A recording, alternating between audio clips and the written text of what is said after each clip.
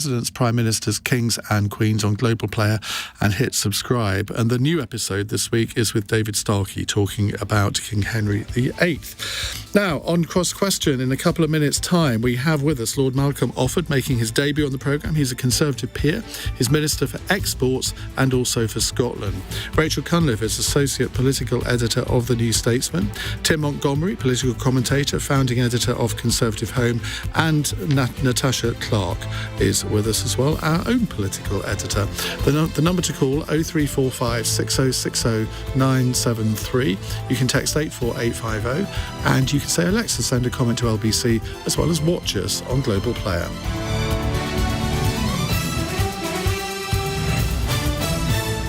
On your radio, on Global Player, and Play LBC. Leading Britain's conversation. This is LBC. From Global's newsroom at 8 o'clock. It's expected Rishi Sunak will win a crucial Commons vote tonight on his asylum bill designed to deport asylum seekers to Rwanda. Some Conservative MPs want a tougher approach to prevent European judges blocking migrants from being deported. But it now appears most do plan to back the legislation. Lord Timothy Kirkhope, a former immigration minister, told LBC that the government's become obsessed with the Rwanda scheme. For some reason, we seem to have adopted it as being some kind of totem of our ability to deal with immigration. It's rubbish because we have so many other tools in our toolbox. Actually, to be fair to the government, they are dealing with it in some other ways too. The King and Princess of Wales will be taking time off public duties to receive hospital treatment. Kate has undergone planned abdominal surgery. Meanwhile, Charles will be treated for an enlarged prostate next week. Lincolnshire Police has referred itself to the watchdog after a toddler was found dead next to his father's body in Skegness. 2-year-old Bronson Battersby is believed to have starved after his dad suffered a heart attack. Labour MP Sir Tony Lloyd has died at the age of 73. 6 days ago, he revealed he had a form of blood cancer that had transformed into terminal leukemia. In the city, the FTSE 100 closed down 112 points at 74.46. The pound buys $1.26 and €1.16. LBC weather, snow showers in the far north and in some coastal areas tonight, dry with clear skies elsewhere and a low of -8. From Global's newsroom for LBC, I'm Daryl Jackson. This is LBC. From Global. Leading Britain's conversation. Cross Question. With Iain Dale. Well, it could prove to be a very exciting night in politics, or it could prove to be a damp squib, depending on the courage of Conservative MPs. So you can kind of guess which one it's probably going to be. We're not expecting to get the result of the vote during Cross Question, but you never know. With us on the panel tonight, in fact, we have a slightly expanded panel tonight because the exciting news is that Andrew Fisher has joined the panel as well, former advisor to Jeremy Corbyn. We have Natasha Clark, our political editor, with us. We also have Malcolm Offord, Lord Offord, who is a Conservative peer. He's Minister for Exports and also for Scotland. Rachel Cunliffe is Associate Political Editor of the New Statesman, and Tim Montgomerie, a political commentator and founding editor of ConservativeHome, and a former advisor to Boris Johnson. It says here, former advisor to many people. People don't have me for long. That's the problem. They make the most of it, though. Yeah. Right, we are encouraging you to phone in with your questions, 0345 6060 973. You can text 84850 or say, Alexa, send a comment to LBC, and do watch us on Global Player. Call 0345 6060 973. Tweet at LBC. Text 84850. Cross Question with Iain Dale. This is LBC. Well, let's go to our first caller. It's David in Enfield. David, hello. What would you like to ask? Good evening, panel. Last year, the UK Supreme Court in November ruled that Rwanda is not a safe third country to send asylum seekers to. Does the panel agree with the Supreme Court, especially as the UK recently accepted 6 asylum seekers from Rwanda? Tim Montgomerie. That is a very good question. That's what people always say when they're not quite sure how to answer the question, because the problem is that there are some issues of human rights in Rwanda. It is a country that went through a massive trauma a couple of decades ago, and the response of the regime in Kigali to that is actually quite a tough security state to ensure that Rwanda doesn't descend back into that a bloody sectarianism of the past. So I don't think it would be completely honest to say that it is a perfect country. It isn't a Western liberal democracy, but it is not a state where persecution is at a level where I think life or limb would be endangered. And so you can ride both horses on this one, but I think on balance, if you want a policy to deter migrants coming to Britain, Rwanda is just about on the side of being acceptable. You can send people there knowing that they will be safe, but it is fair to say that some of the doubts that the Supreme Court had about the country and its process of law and justice wouldn't reach our standards. Why is the Conservative Party obsessed about this issue? Because we understand the Prime Minister, when he was Chancellor, wasn't a great fan of the project. James clearly isn't either. And the two people responsible for it, I mean, why have they hooked themselves on this? Well, that's something I wish they hadn't, to be honest. I think Rishi Sunak has been willing to take some really tough decisions on things like HS2. Britain had spent billions of pounds on HS2, and it was a brave decision by him to say this project is so over budget, to carry on throwing more good money over after bad was wrong. In doing that, he was taking a different policy from David Cameron, but all of his predecessors. Why he didn't have the same courage to abandon the Rwanda policy, I don't know, because that was a flawed policy in different ways as well. He's absolutely right to recognise the need to control immigration. The promise to control immigration was probably the reason why we left the European Union. It's won a lot of Tory elections, and yet it's at a much higher level than even under the Blair years. But the thing is, Rwanda, I don't think will fundamentally cure it. The government could control legal immigration and reduce that with a stroke of the bureaucratic pen. And I think it's fighting the wrong battles. Okay. Terrible politics. Rachel Cunliffe. I think it's really interesting hearing Tim's comments on that, and I imagine if you were advising Rishi Sunak, perhaps the government wouldn't be in the position that it currently is. At the start of last year, Rishi Sunak outlined 5 priorities for the year. 4 of them were to do with economics, the cost of living crisis, economic growth, getting NHS waiting lists down, kind of the core issues that if you ask voters, they'll say really matter to them on a day-to-day basis. And then there was this 5th one, Stop the Boats, which was widely believed to be about holding together the 2019 coalition that handed Boris Johnson that majority, and about being able to capitalise on that and continue that legacy. Stopping the boats proved harder than Rishi Sunak perhaps anticipated. It's proved very difficult for Conservative Prime Ministers over the last decade or so.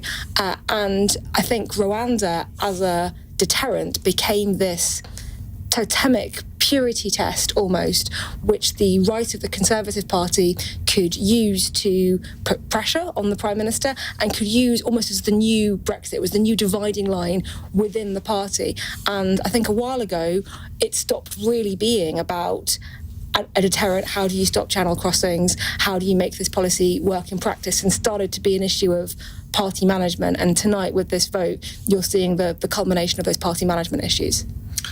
Lord Offord. Well, I would say, immigration is not just a UK issue. It's an international issue. Wherever I travel in the world, they've got issues around borders. And whether it's in Europe, whether it's in Australia, whether it's in America, whether there's 6 million people trying to get across the border in America, it is a live issue. I think this has been brought up, highlighted now by the fact that we've now got, having left the EU, we put in place a legal system. And yet that last year, that resulted in 672,000 people coming in, which most people would agree with is too high. So what that means is we need to sort our legal migration system, get that under control. But if you're going to have a legal migration system, you've got to stop having an illegal one as well. There's no point in having a legal one if you don't stop people coming in illegally. So I think it's just a logical step to say this is a problem which is a world issue. Every certainly G7 countries having to deal with it. But none of the others are sending people to Rwanda. No, but what this is about is that you have to have a deterrent. You have to have a deterrent. How is it a deterrent, though, when the Rwandans themselves say that they can't take more than a couple of hundred people a year, and yet last year 29,000 people crossed the channel? Now, if you are somebody so desperate to this country that you're willing to risk your life crossing the channel, you'll probably still do it if you've got a 200 in 29,000 chance of being deported to Rwanda. Well, the first thing to say is that figure was previously at 46,000, so it's down a third already just by the measures being taken pre-Rwanda. So there's some success happening there, whether it's a deal with France, etc. There was some success. They were done individual deals, for example, a deal with Albania. It demonstrates you can get that down 90% if you work on it in a systematic fashion.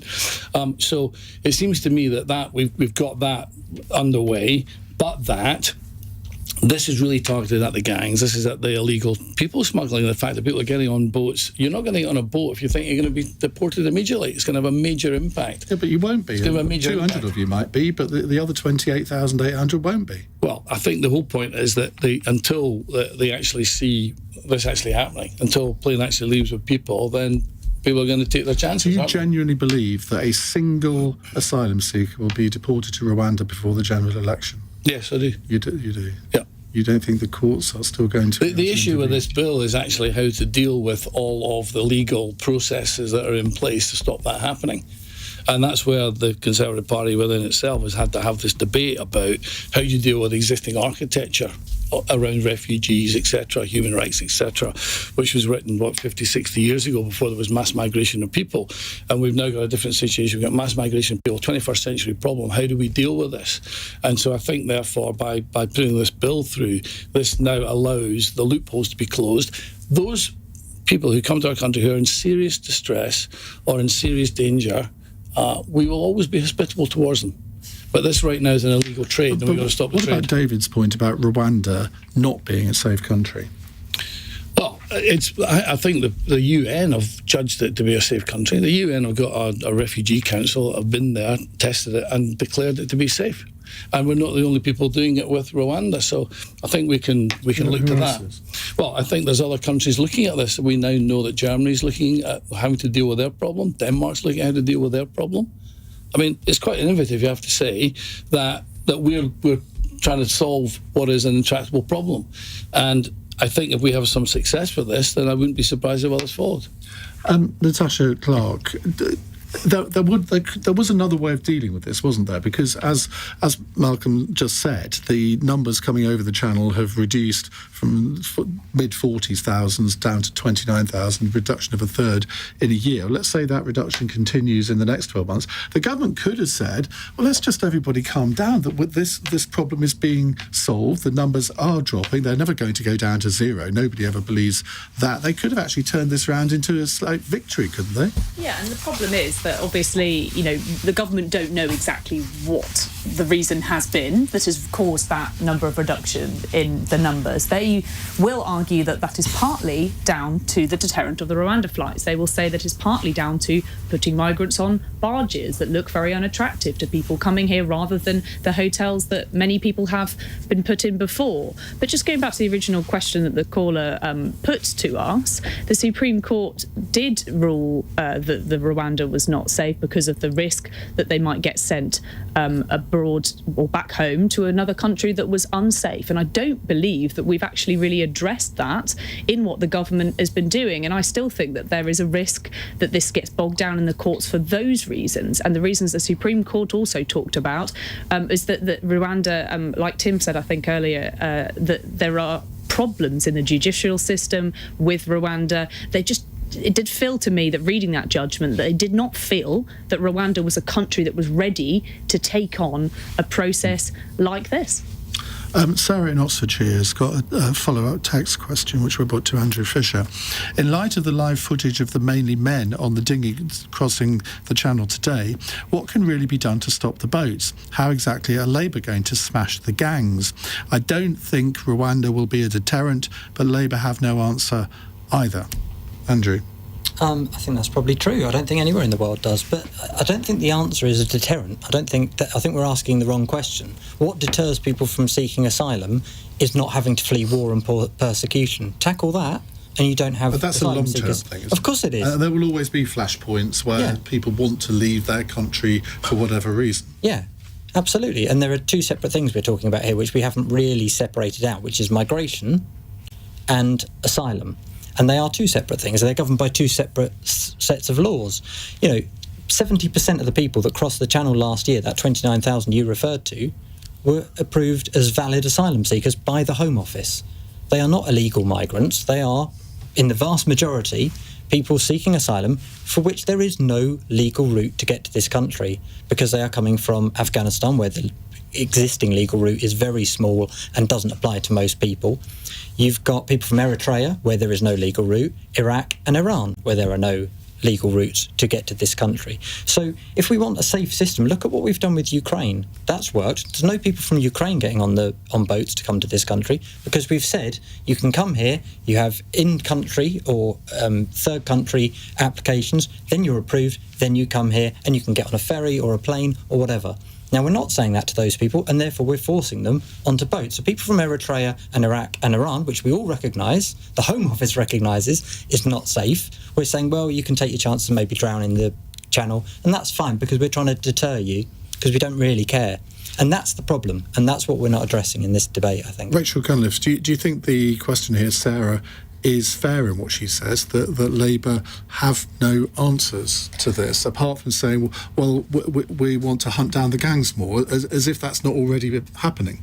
I think Labour have acknowledged, as many other countries' governments have, that there are no quick, straightforward, simple answers to this problem. It's a very wide-ranging, multifaceted challenge, and it will take long-term commitments working with other countries along the people trafficking routes and bilateral cooperation, and you do have to tackle it at the point of people trafficking gangs. You also have to, as Andrew pointed out, you have to have legal routes so people who are genuine asylum seekers can claim asylum here, and if you do that, it will make it much easier for you to deport people who come here illegally, because the only people coming here illegally will be ones who were not eligible for the safe and legal routes that you have already set up. So the two work hand in hand, and the government, I think, has, in its rhetoric around this bill, been slightly disingenuous about what the policy is. They make it sound as if anyone who arrives in the UK illegally is therefore an illegal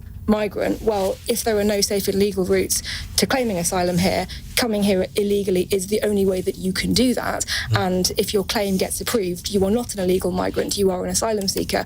There's also been an implication that the only people who will be deported to Rwanda are those who are found to have invalid claims, whereas actually the law is meant to apply to anyone. How that really works with the numbers, a couple of hundred in capacity, tens of thousands coming over here, is another matter. But the way that the law is drafted is that even if you have a genuine valid asylum claim, you could still be deported to Rwanda. So I think until the government, any government, Labour or Conservative, gets to grips with the bottleneck and the lack of legal routes, you are going to continue to have people making that very desperate crossing who have very valid claims.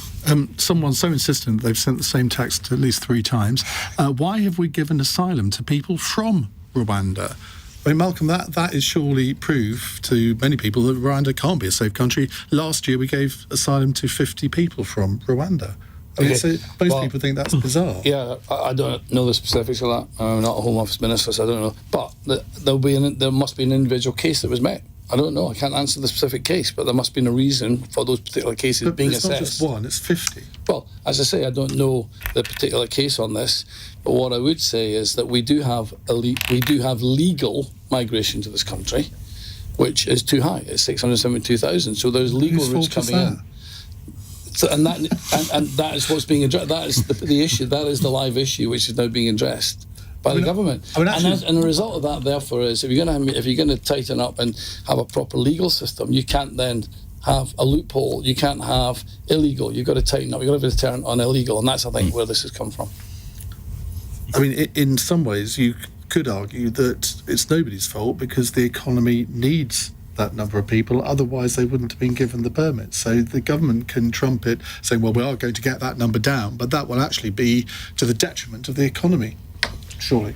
Yes, but we have, on the one hand, we have a record number of people working in this country. So we're 66 million people, of whom 33 million people work.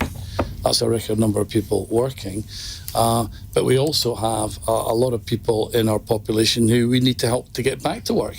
And so I think we've got an opportunity to really boost employment with our own people, not necessarily just be relying on immigration. Somebody says, why are you enabling the government to distract from really important issues such as the NHS, disaster, courts, police? Well, but that's the trouble. Whenever you concentrate on one subject, people say, oh, yes, but there are far more important issues. It's one of those things where you can never please all of the people all of the time. But we do our best. More of your calls in a moment, 19 minutes past 8. LBC.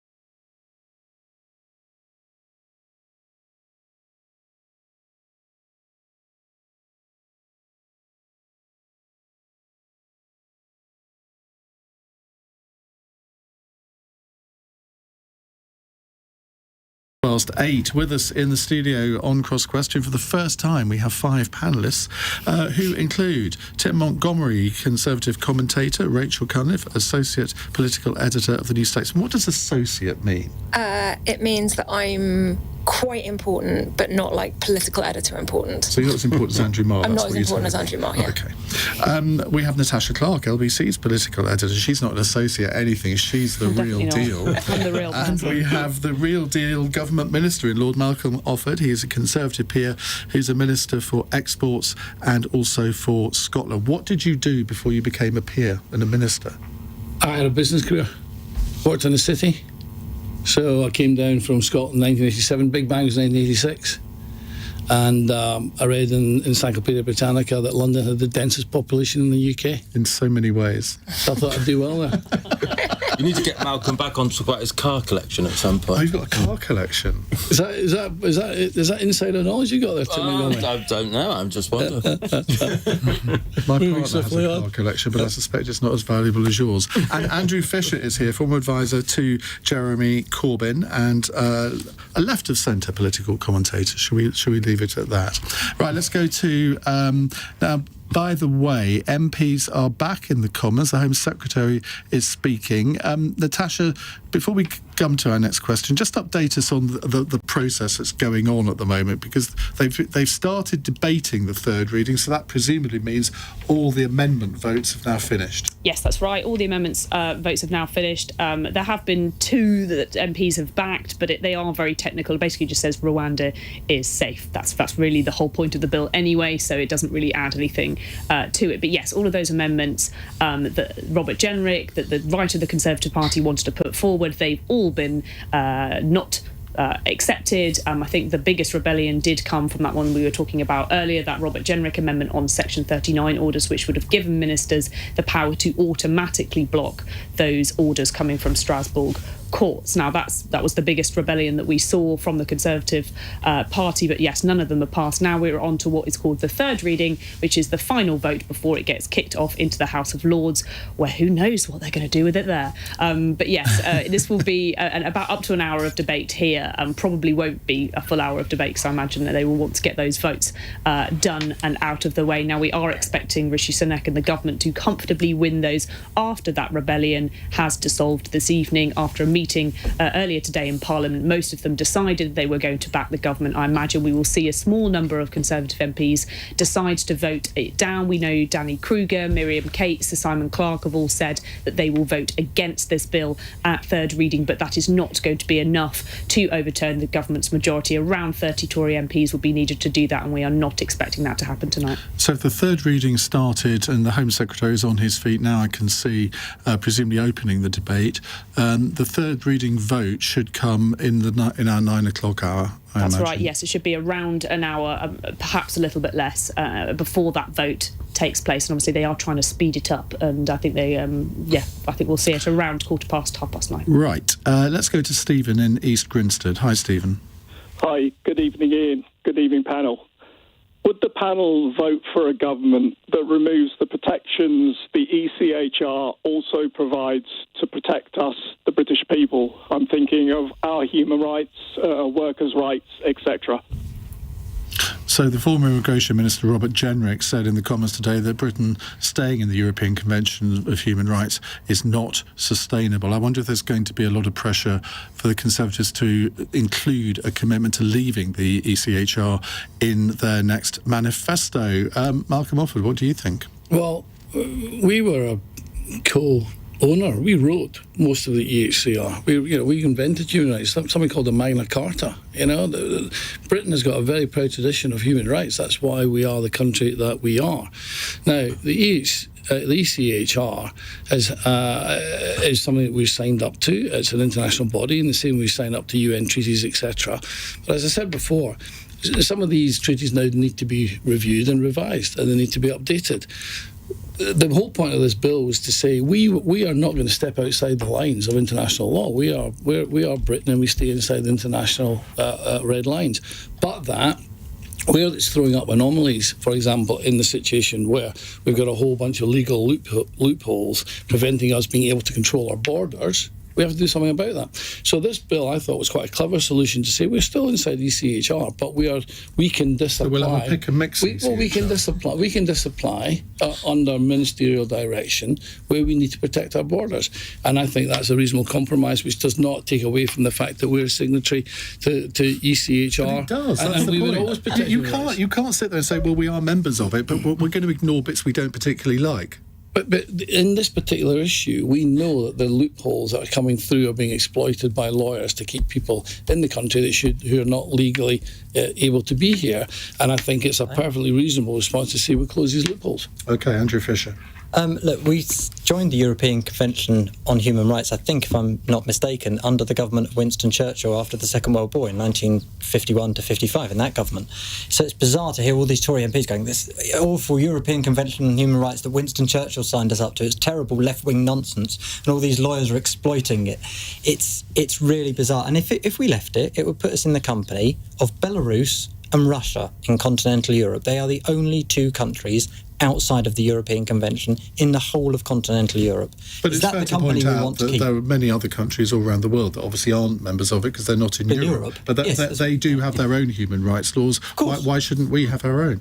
Well, we do, and we signed it into law as the Human Rights Act in 1998, which is why it was the UK Supreme Court that voted down this bill. But why do we need the protection of the ECHR? I mean, why can't we just have it's a way of independent? Because it's a way of regulating it, of saying we will sign up to this, we will abide by this. It's a treaty obligation in the same way that we've signed up to the Geneva Convention on Refugees, for example, which again the court takes note of. And again, for example, the International Criminal Court, the International Court of Justice, you can't just say, oh yeah, we abide by all of that, don't worry, we'll look after it, and ignore the rest of the world, because there are issues, whether it's trade, whether it's migration, whether it's human rights and family reunion or anything else, where, of course, jurisdiction is crossed across the world, and you have to cooperate. This idea that you can just pull out of everything and we can be sovereign on our own in a global world is just delusional. And actually, I think the more we disabuse people of this, actually, the healthier our debate in this country will be, because sometimes you strengthen your sovereignty by pooling it with other countries in order to achieve more. Natasha, how likely is it that the Conservatives do include a commitment to leave the ECHR in their manifesto? I think they will certainly come under pressure to do so. Their election based partly on leaving the ECHR. And you'll remember, obviously, the former Justice Secretary Dominic Raab wanted essentially to bring forward a Bill of Rights, British Bill of Rights, I think it was called. It was quietly then dropped by the government after he departed, to put some of those rights in our own law, which then some may say would pave the way to leaving the ECHR. So I think there will be pressure. I don't imagine that Rishi Sunak, I don't imagine that the current Justice Secretary Alex Chalk, the Attorney General Victoria Prentice, I don't imagine any of those people will be interested in a commitment for the Conservatives to do so. And Rishi Sunak, though it might appear a little bit politically convenient for him to do so, I don't see that being a big part. I think he will come under pressure to do so, but I think he personally would not want to do that. Tim? The problem is just because something is called the Human Rights Bill or the Human Rights Treaty doesn't mean it necessarily... it's very hard for a politician to say, well, we want to leave that, because people think, well, human rights are good. But the problem with the analysis that Andrew put forward is that something that was signed and supported by Britain, Winston Churchill, many decades ago, which is true, hasn't sort of stayed the same. It's not just judges, for example, judges of long standing outside of politics who interpret it. In the whole European system, a lot of political appointments have come through. And many of the judges aren't even lawyers. They're not even legally trained. And so we aren't subject to a loyally academic, independent process by being members. We're actually part of quite a political system. And I think, therefore, there's a job ahead to do the persuading that we need to leave, but the motivation to leave the Do you believe that we should leave it? I believe we should. I think it's very tricky politically. I think we are a mature, sophisticated enough nation to be able to decide our own human rights laws in this country. I don't support the Rwanda bill. I think it's a mess. But the fundamental issue that is at the bottom of this is, can we, Britain, decide who comes to our country, when they come, and how they come? Okay. And the fact is, at the moment, we can't. And we need to be able to get to the place where we can. I support what Andrew says about taking international responsibility. One of the things I most regret that this government did was cut the aid budget. It was one of Rishi Sunak's first decisions. It does, if we are going to be a nation that says no to some people, well, that's not about pulling up the drawbridge. It's about just saying there's a certain limited number of people we can take here, but we will take our international responsibility seriously. Rachel? I think it's really interesting how the ECHR is being held up as the villain in all this by right-wing Conservative MPs, because if you read the Supreme Court judgment on the Rwanda bill at the end of last year, that judgment makes it very clear that it's not just the ECHR, and that the issues that the court found with the Rwanda bill are an issue of domestic legislation, international treaties that we've signed up to. There are a lot of laws that we passed democratically that would stop the government from doing what it's trying to do with Rwanda. So it's not just about, we leave the ECHR, the government can do what it wants. But on the issue of do we need it and its protections, leaving the ECHR has kind of become the new Brexit, the new leaving the EU within the Conservative Party as a kind of brand loyalty test. And it was really interesting for me. I spoke last year to David Davis, one of the lead Brexiteers, a former Brexit secretary, and a leading civil liberties campaigner. And I was talking to him about civil liberties, a number of issues, things like voter ID, things like restrictions on peaceful protest, the arrests that we saw after the coronation. And I was asking him if he was concerned about any of that. And he said, oh no, it's fine, because even if we have authoritarian governments of Conservative or Labour governments, we're part of the ECHR and that protects British civil liberties. And I thought it was really interesting to hear that argument from him. It's not some lefty, liberal, progressive, anti-conservative institution. It's something that protects Britons. OK. More of your questions to come, 0345 6060 973. It's 8:34 on LBC. Let's get the news headlines from Daryl Jackson. It appears the Prime Minister will win a crucial vote on his asylum bill designed to allow the government to deport migrants to Rwanda. There's been fierce debate about one proposal to ignore rulings by European judges. That plan failed to get enough votes, but 61 Tory MPs rebelled. The Princess of Wales may not return to royal duties until after Easter following surgery on her abdomen. We're told the procedure was planned and successful. Meanwhile, the King's going to hospital next week for treatment on an enlarged prostate. And Lincolnshire Police has referred itself to a watchdog over fears a toddler starved to death after he was found next to his father's body in Skegness. Bronson Battersby, who was 2, was discovered beside his dad, who it's thought suffered a heart attack. LBC weather, snow showers in the far north and some coastal areas tonight. Dry with clear skies elsewhere and a low of -8. Weekdays from 7 a.m. That's 14 years ago, Secretary of State. Straight to the point. Well, these are your candidates who totally disagree with you. Nick Ferrari at breakfast on LBC. People would rather go to the dentist than vote Conservative. Listen on your radio and Global Player, the official LBC app.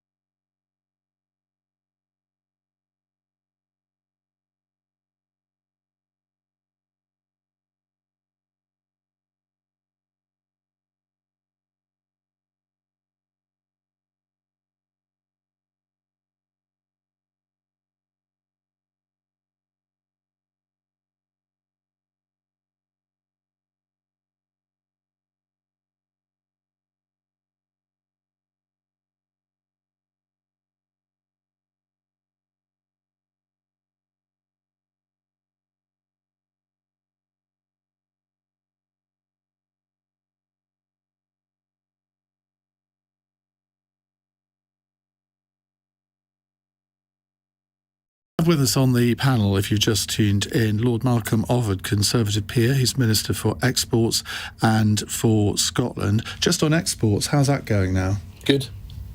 Gangbusters. We were all told that our exports to the European Union would collapse after Brexit. Has that happened? So what you got to remember is our economy is 80% services, 20% goods. Our exports are 50% goods, 50% services. Right? Our goods to EU are 23% of our total exports, and they've been sticky. They are down on Brexit, no question about it. Largely because the friction has been put in place with our European partners. But the other 77%. Going gangbusters.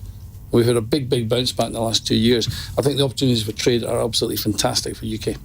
And as a Minister for Exports, what is your role? To promote British exports overseas, I suppose? Well, yes, there's two things. I mean, we were signing out all these trade deals. Remember, everyone said we wouldn't be able to sign trade deals. We hadn't done it for 40 years. Well, actually, we're signing up the most progressive trade deals in the world. The Australian trade deal is an exemplar. And so we're signing all these trade deals. We're up to about 73 trade deals around the world. Just joined this thing called the CPTPP, which is Trans-Pacific Partnership.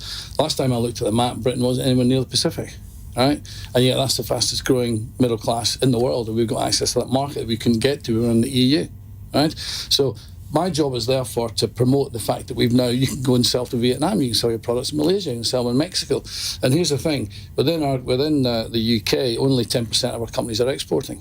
And what we discover is that the companies that export are better managed because they're more ambitious. They've got higher margins because they're selling good product overseas. And here's a silver bullet, they pay higher wages. Right?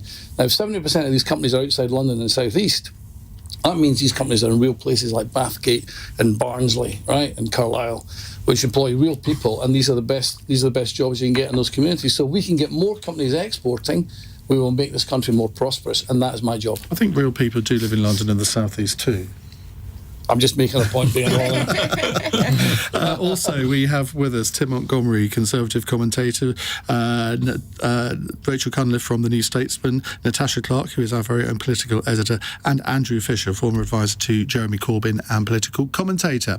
Right, a text question from Paul in Staines. I first read that as Paul Staines, thinking, what's Guido Fawkes texting in for?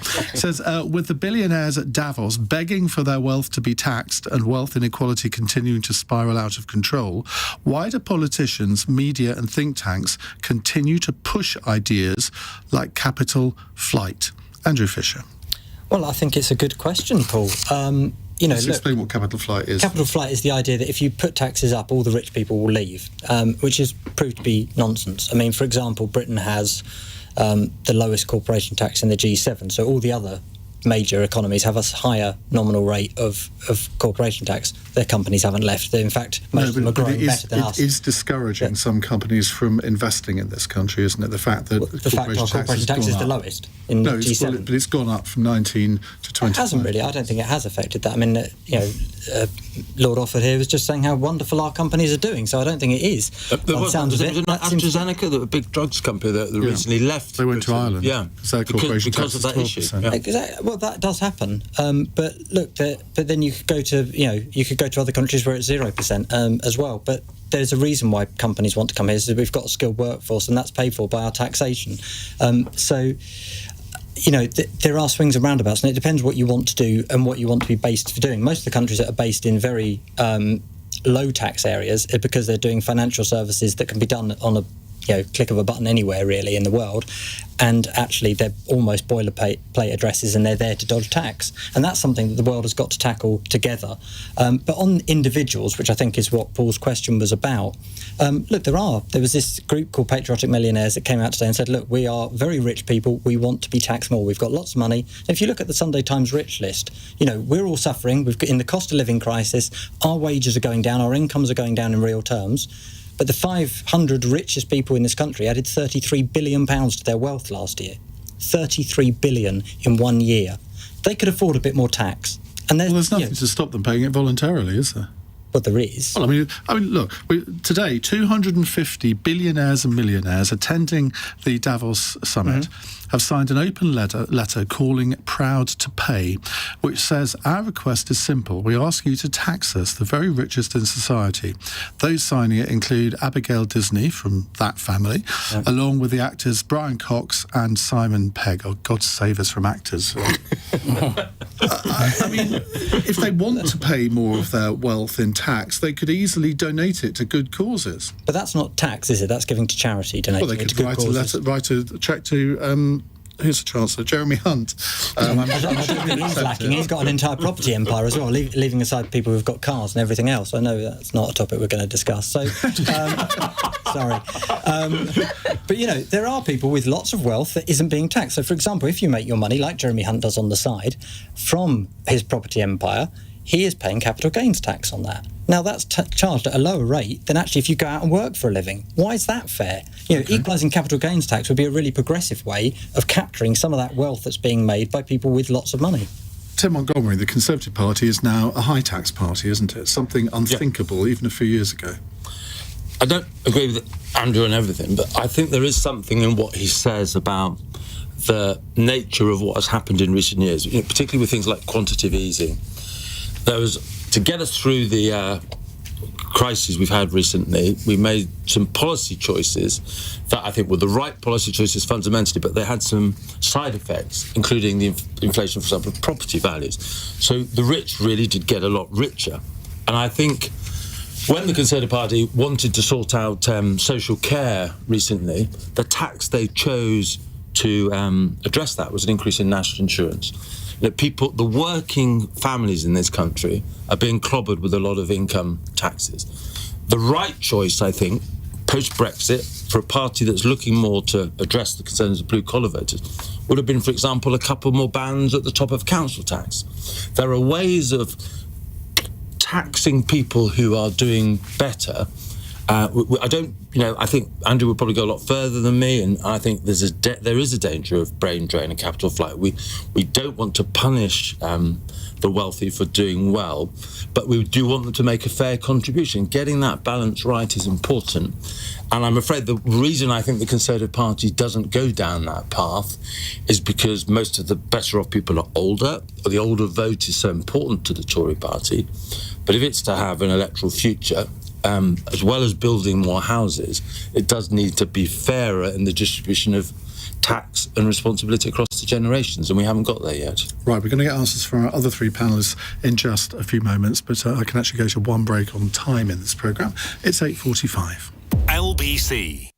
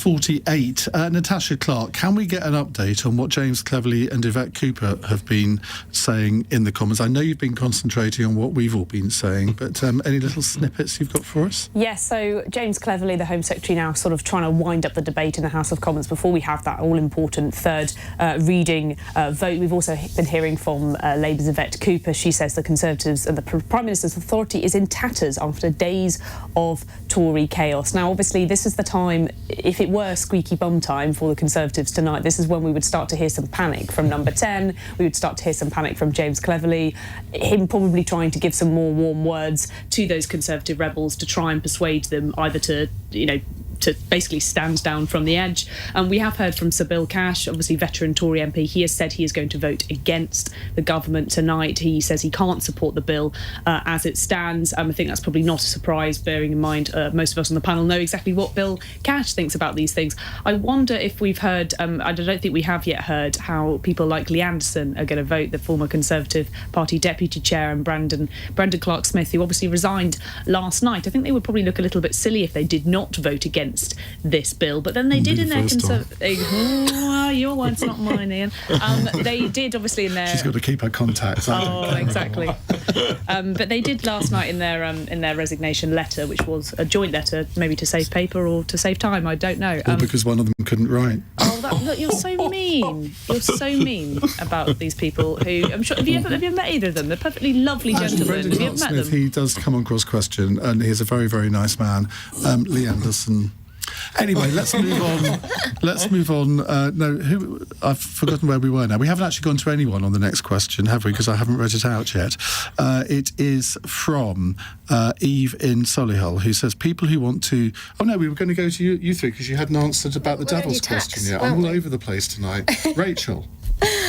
So I think there's a difference between stated preference and revealed preference, and I think lots of parties, lots of politicians would wonder if the billionaires publicly signing these letters and saying we'd love to pay more tax, first of all, what they would do in practice. Do they perhaps hire accountants to arrange their affairs in tax efficient ways, which is perfectly legal to do, and even if they don't, there are a number of other very, very wealthy people who spend a lot of time and energy and money trying very hard to avoid the taxes that we already had. So the idea that the wealthy people would just hand over more of their money to HMRC, I think it'd be wonderful if that was the case. I imagine it's a little bit harder than that in practice, but I do agree with what Tim and Andrew are saying, which is that we are not very good in this country anyway at taxing wealth. We don't do it. We tax income instead because that's much easier.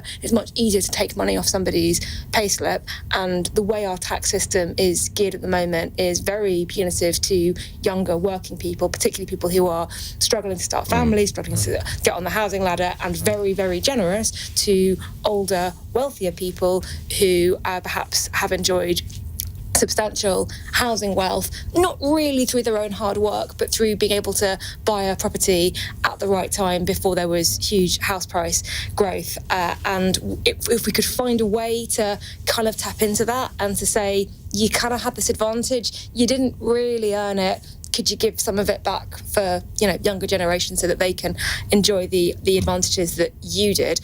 I think we would have a more functional economy and society. Not really a vote winner though, I don't think. Malcolm.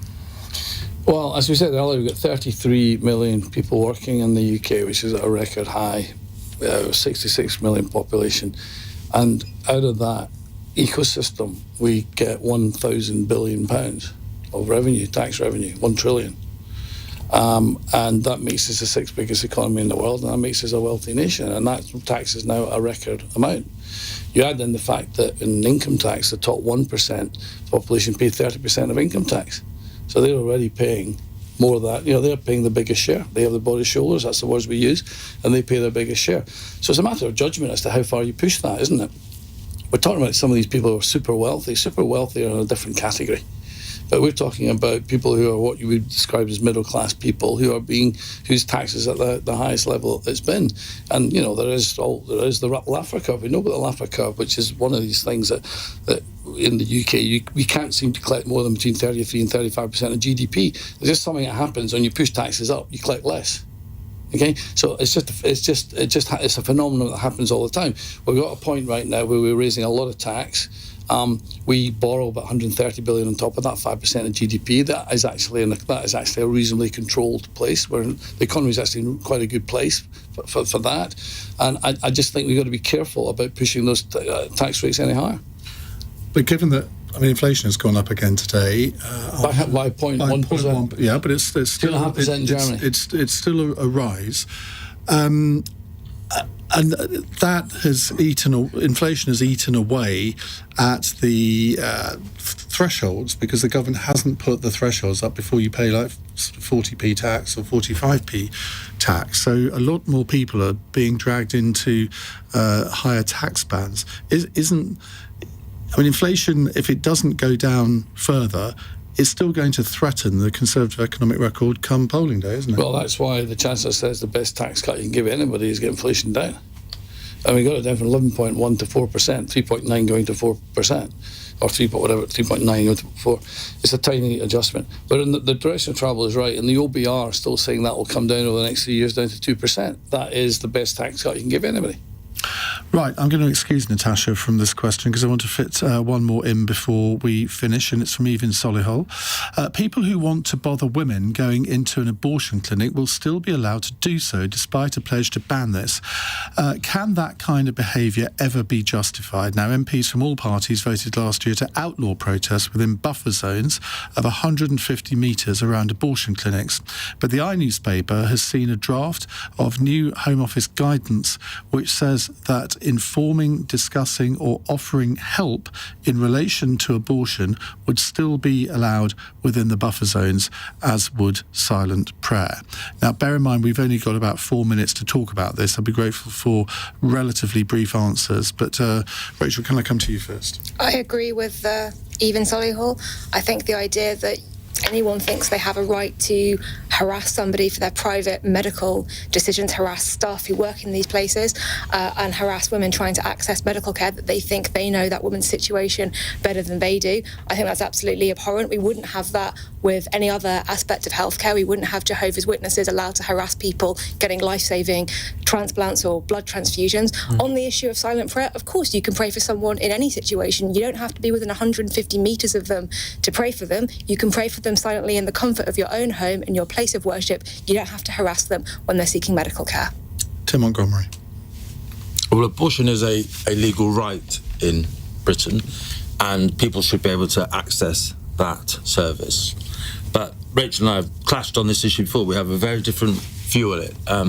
My view is that inside a woman is an independent human being. It may not be born yet, but it's on the way. It's not independent, is it? It's on the way to being independent, and it is a separate life, a separate biological entity. I think a lot of people, these people who are praying outside abortion clinics, are fundamentally not just upset, but feel something very serious is going wrong here. I think in a free country, they should be able to try and persuade those women that they may be making a wrong choice. I think limiting their ability to get close or harass is definitely wrong. I agree with Rachel on that. But when this issue is of such moral gravity, and I think it is, trying to disallow any kind of a signal from someone who objects to abortion is almost totalitarian, and I'm glad the Home Office are trying to tidy up the guidance. Malcolm. Well, I wouldn't say too much about this subject other than to say it's the right of every woman to decide what's best for her, and therefore leave it at that. Natasha? Yep, completely agree with that. Look, I also am of the opinion that we should absolutely respect an unborn child.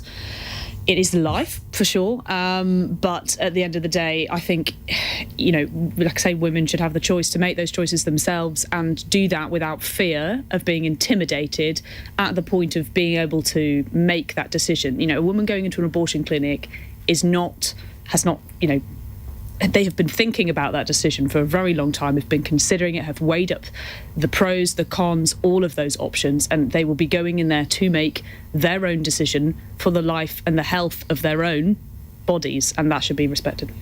This is one of those questions where I'm very glad I'm chairing the discussion, not being part of it, because I can absolutely see both sides of the argument that we've heard so far. Andrew? I'll just briefly say I completely agree with what Rachel said, which I think said everything on it, to be honest. I don't think you can start talking about separate, independent life when it's inside a woman. It's clearly not separate or independent. It's inside a natural living human being who's got autonomy over their body, and that's the end of it. OK. Right, let's move on to our fun question from Sandra in Harlow. The BBC is selling off the set of EastEnders along with the rest of Elstree Studios. If you could buy and move into the set of one TV show, which would it be and why? Rachel? It's obviously The Traitors, which I think is going on as we speak. But if you had the chance to live in that castle, would you not take it? I absolutely would take it. I watched 10 minutes of that and decided not to bother with any more.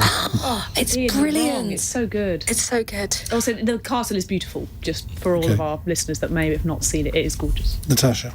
I'm going to say this isn't a TV show, but the Harry Potter Studios is obviously available for people to go and look around, and it always does make you feel like you're as part of the film in Hogwarts Castle, which I very much enjoyed. Andrew? This is going to reflect the fact I've got a 2.5-year-old, I'm afraid. It would be the Teletubbies. They're lovely, sculpted eco home, that doesn't offend nature. It's just beautifully built into the countryside, and you're there in lots of wide open space with lots of friendly people. It certainly is on CBeebies, yeah. Does that even still exist? It does. Thankfully, the Tories haven't quite cut the licence fee enough to get rid of it. So the fun question. Sorry, I had to bring politics into it. I would go for the pub and still game. In what? In still game. Don't know that. You don't know still game? No. Okay, well, it's obviously you pop north of the border. No, I've seen it. But the pub in there is fantastic. Of all the jobs I've done, the best job I've ever done was being a barman, and the crack in that pub is fantastic. So that'd be my choice. Tim? Downton Abbey. I can see you as Carson, actually. Carson? I can see you as the Lord of the Manor in Downton Abbey. Absolutely, yeah. Well, in a different century. You'd be very welcome to visit as well. I think I would like to. Can I get one of those dresses? I would like to move into the set of the Celebrity Big Brother house. That's my ambition, to get onto that. But given I'm not a celebrity, no chance. But you never know. They'll take anyone these days, You're too high profile for it these days. I did hear that, Natasha. I will exact my revenge at a future date. Now, let me tell you who's on Monday's Cross Question. The Guardian columnist and former editor of The Times, Sir Simon Jenkins, the Conservative MP and former Chief Whip, Wendy Morton, and the Liberal Democrat Deputy Leader, Daisy Cooper. Don't know who the fourth one's going to be yet, but Corey will book someone very good, I'm sure. Thank you to all of you for coming in today, to Tim Montgomerie, to Rachel Cunliffe, to Malcolm Offord, Andrew Fisher, and of course Natasha. Now, Natasha is going to stay for some of the third hour, because we will get the result, we think, in the next 15 minutes of this third reading vote. But also, we're going to talk about the fact that Britain's strictest head teacher is in a row with Muslim pupils over a decision to impose a prayer ban. She won't provide a prayer room in her school in Brent in North London. 60% of the pupils there are from a Muslim background. Should religion and schools really ever mix? I remember doing a phone-in a few years ago where I advocated the banning of all religious education in schools. Tim Montgomery's going to hit me in a minute. But I don't believe it's the role of a school to provide prayer facilities for any pupils, regardless of which religion they're from. There's a court case going on this, can you believe now? We'll get your views in a moment. 0345 6060 973. On your radio, on Global Player, and Play LBC. leading Britain's conversation. This is LBC. From Global's newsroom, an hour-long debate on the government's Rwanda bill is currently underway in the Commons tonight ahead of a crucial vote for Rishi Sunak. MPs will decide on a final version of the Prime Minister's proposed law on sending asylum seekers to Rwanda. Well, the Home Secretary, James Cleverly, kicked things off, saying the bill will end a merry-go-round of legal challenges. We will do whatever it takes to stop the boats. And we have, of course, been making progress on that pledge, reducing small boat arrivals by over a third last